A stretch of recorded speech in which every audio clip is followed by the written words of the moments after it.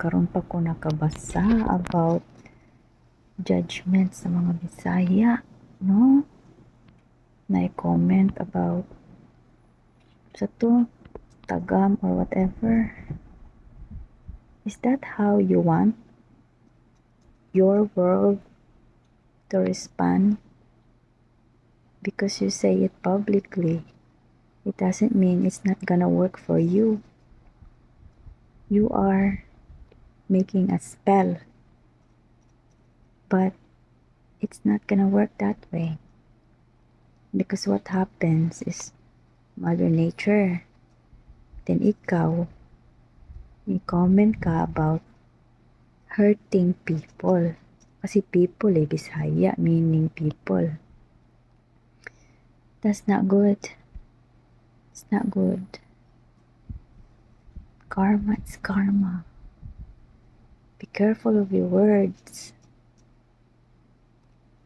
So kung saan pa nimo og kanang sa tawag na kung saan pa nimo og likay ato na post naman nimo publicly, nanay nakita, nanay naka-read. So may tubuan na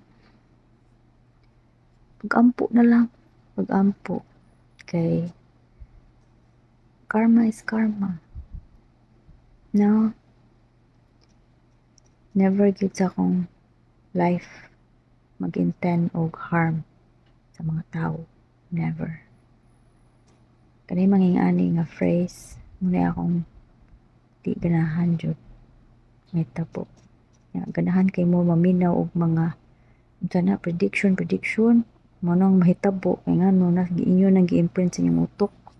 Mo nang mahitabo. Good luck. Good luck no para sa mga tao nga bad ba. Nang twisted ang mga mind. Instead unta mag-give og compassion kay mo na nang hitabo sa mga tao. Pwede mo mag-ampo ka para nila nga at ease ilahang life karon nga dili lalim ang ilang nahitabo karon nga maging anak ka. Me as a Bisaya nasakitan ko. Porte man gyud akong ampo nga way mahitabo pero sa akong makaya mo jud akong nakaya.